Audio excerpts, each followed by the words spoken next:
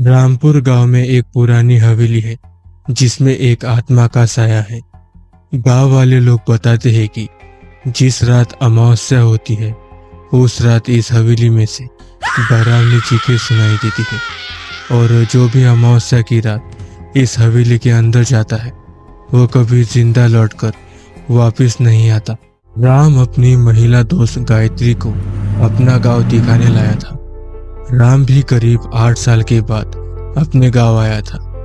गांव के अंदर आते समय उसे वही पुरानी हवेली नजर आती है जिसके बारे में जब वो छोटा बच्चा था तो डरावनी बातें सुना करता था। अपने गांव में पहुंचकर वो अपने दादा से मिलता है। दोनों बहुत ज्यादा खुश थे। सभी साथ मिलकर खाना खाते हैं और दादाजी उन्हें राम की बचपन की बातें बताते हैं। तभी राम उनकी बात बीच में काटकर उन्हें उस पुरानी हवेली के बारे में पूछता है। अब राम भी बड़ा हो गया है तो उससे बात छुपानी सही नहीं होगी। तब दादाजी उन्हें अपने बचपन की कहानी सुनाते हैं। बात है 55 साल पुरानी। उस समय ये हवेली ज्यादा पुरानी नहीं थी। मुझे बचपन से ही अकेले रहना बहुत ज्यादा पसंद था। इसी कारण मैं गलती से इस हवेली के अंदर चला गया था। साथ में मेरा छोटा भाई भी था। हम बस इस हवेली को देखना चाहते थे। जैसे ही हम हवेली के अंदर गए हवेली का दरवाजा बंद हो जाता है। मुझे लगा कि किसी ने हमें आते देखा है तो हमें डराने के लिए दरवाजा बंद किया होगा। हम दोनों फिर भी हवेली के अंदर घूमने लगते हैं। हवेली अंदर से बहुत ज्यादा बड़ी थी। इतनी बड़ी हवेली हम दोनों ने कभी नहीं देखी थी। अंदर घूमते घूमते कब रात हो गई हमें पता ही नहीं चला। जब हम वापस अपने घर जाने के लिए लौटने वाले थे तभी मेरे छोटे भाई को एक लड़की जो कि बहुत ज्यादा सुंदर थी वो नजर आई। उसे पता नहीं क्या हुआ लेकिन वो उस लड़की को देख जैसे आकर्षित सा हो गया था।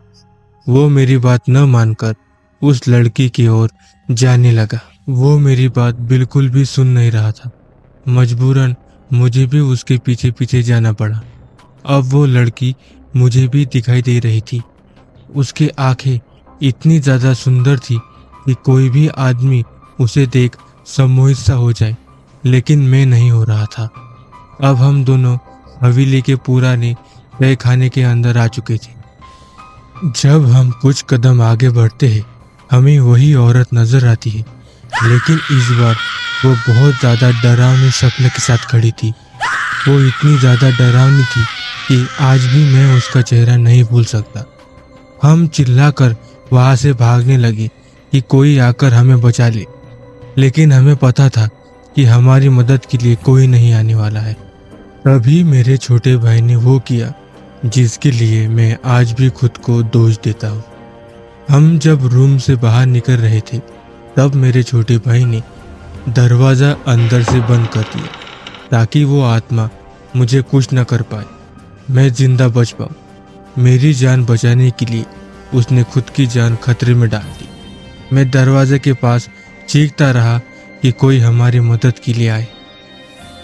उस रूम के अंदर से मुझे मेरे छोटे भाई की चीखें सुनाई दे रही थी। मैं अपनी पूरी हिम्मत हार चुका था।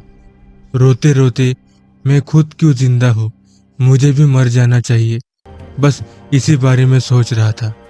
तभी हवेली का दरवाजा खुलने का मुझे आवाज सुनाई दिया। मुझे सामने गांव के कुछ लोग नजर आए। उसके बाद वो लोग मुझे अपने साथ मेरे घर की ओर ले आए। मेरी आंखें सिर्फ एक चेहरा देखने के लिए उत्साहित थी।